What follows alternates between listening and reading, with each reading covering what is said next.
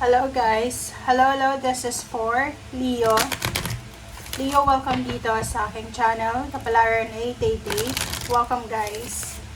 Alamin natin kung anong messages, energy gabay para sa lahat ng Leo. This is for the last week of July 2026. Okay. Main male, number 1.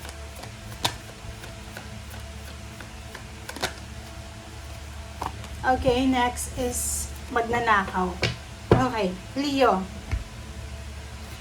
Yung first two cards mo, nagsasabi sa inyo na mag-iingat kayo ngayong linggong ito. Lalaki ka man or babae, ano man ang gender mo, mag-iingat ka. Kasi, posibleng isang lalaki, sabihin na natin siya ang focus ng baraha mo this week na posibleng pinagbabalakan kang nakawan or pinagbabalakan kang gawan ng hindi maganda. Okay? So, ito siya.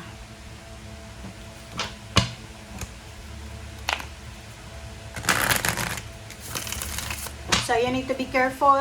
Pwedeng love life yan, career, or kung ano man na klaseng financial na sitwasyon yan. You need to be careful sa last week ng July. Okay? Pwedeng maglilipa na yung mga magnanakaw, manloloko, manggagancho, parang ganun. Okay. Next card natin is transformation and surrendering to the journey. Sinasabi ng baraha sa'yo dito, Leo, na kung ano man ang gusto mong gawin sa buhay mo, all is possible. Lahat ay posible. Lalo sa linggong ito, kung may gusto kang simulan, posible ang lahat. Sinasabi ng baraha sa'yo dito, ang gawin mo lang, okay, this week, you need to, like, kung magte-travel ka, magre-relocate ka, o kung ano man ang balak mong gawin, sinasabi ng baraha sa'yo na kailangan mo daw na i-surrender ito sa universe and release control. So, dito sa barahang to, parang medyo contradicting siya dito sa una-una kasi sinasabi dyan na mag-iingat ka. Mag-iingat ka sa pagtitiwala, mag-iingat ka sa paglabas ng pera, sa paghahawak ng pera. But dito naman sa pangalawa, sinasabi ng barahan na i-surrender mo na kung ano yung gusto mo para sa pagbabago. So, nasa inyo na yun ha. So, nakadepende na yun sa inyo kung ano yung gagawin mo. If it's surrendering or releasing control or kailangan mong mag-isip. Okay? So, dito sa barahang ito, sinasabi Leo na isang fresh na new beginnings ang posibleng papasok sa buhay mo. But you need to be careful dyan ha. Okay? Careful kayo kasi posibleng, yun na nga, pwedeng may magsamantala sa inyo, sa kabutihan nyo, sa generosity nyo, or sa kung ano pa man. So, you need to be careful.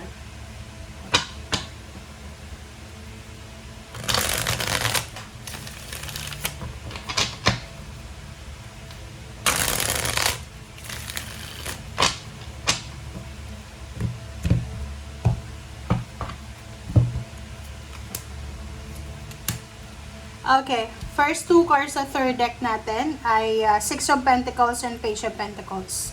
Sa nakikita ko sa'yo dito, possible na may darating na pera sa'yo. So, pwedeng may magsisend sa'yo ng mga like payments, payouts, bonuses, parang ganon. Yung iba din sa inyo, ikaw ito. Ikaw ito na may mga tao na kailangan ng tulong mo. So, like from someone na kilala mo, family members, friends, meron kayo na matatanggap na messages sa week na to na kailangan nila ng financial help. So, pakicomment sa comment section kung nangangailangan ka ng pera or pakiramdam mo, kailangan mo maglabas ng pera. So, yun na nga, sabi ng baraha dito, mag-iingat tayo. Lalo na kung ikaw yung maglalabas ng salapi ng pera. You need to be careful. Okay, next is the Sun and King of Cups. Sinasabi ng baraha sa'yo na sa linggong ito, Leo, masaya, wala namang masyadong problema. Lahat daw ng mga sacrifices mo, lahat ng pagod, whatever man, ay magiging, kumbaga, worth it. Okay?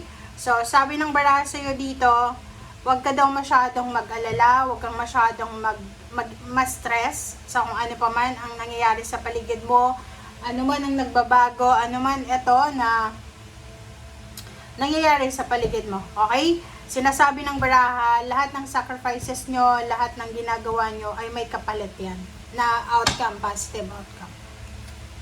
Okay, so Page of Swords. Dito sa Page of Swords na to, sinasabi ng baraha sa inyo dito na this is about the incoming. So, may mga incoming news, incoming confirmation na yun yung dapat na paghandaan mo sa linggong ito. Pwedeng travel din. So, pwedeng magdadalawang isip ka kung magta-travel ka ba, magdadalawang isip ka kung lilipat ka ba ng bahay or ganito, ganyan. But, bakit ka maguguluhan? Bakit parang magiging confused ka? It's because sa dinabi-dami ng options and choices, malilito ka, diba?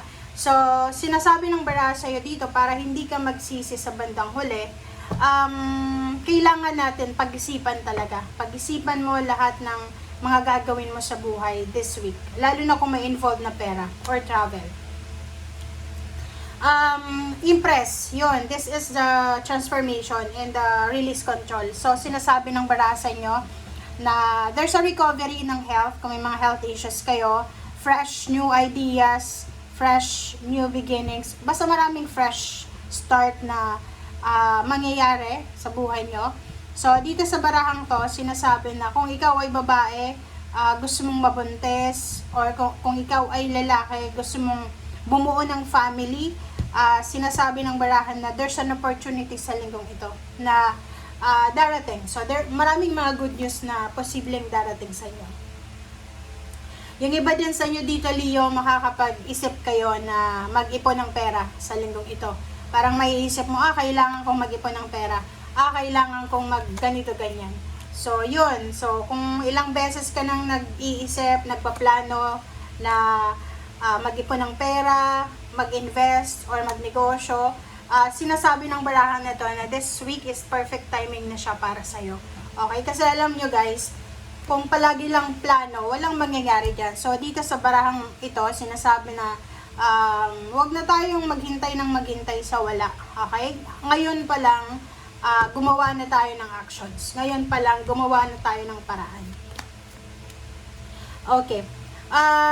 Yung iba naman sa inyo dito, yun nga sabi ko, kung may uutang sa inyo ng pera, kung may mga, like, mga ka-close nyo na gustong humingi sa inyo ng tulong, siguro wala kayong maibigay. Yung iba walang maibigay, wala kayong pantulong. So, possible na sumama ang loob nila sa inyo.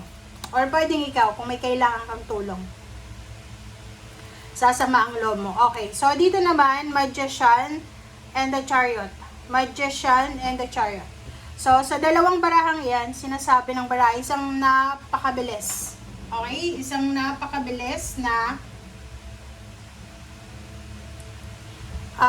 tawag dito, isang napakabilis na tawag dyan, sobrang bilis na pagbabago, pagsisimula ang posibleng darating sa'yo. So, like yung kino-contemplate mong relocation, travel, yung kino-contemplate mong negosyo na buksan, ay posibleng mabubuksan mo na.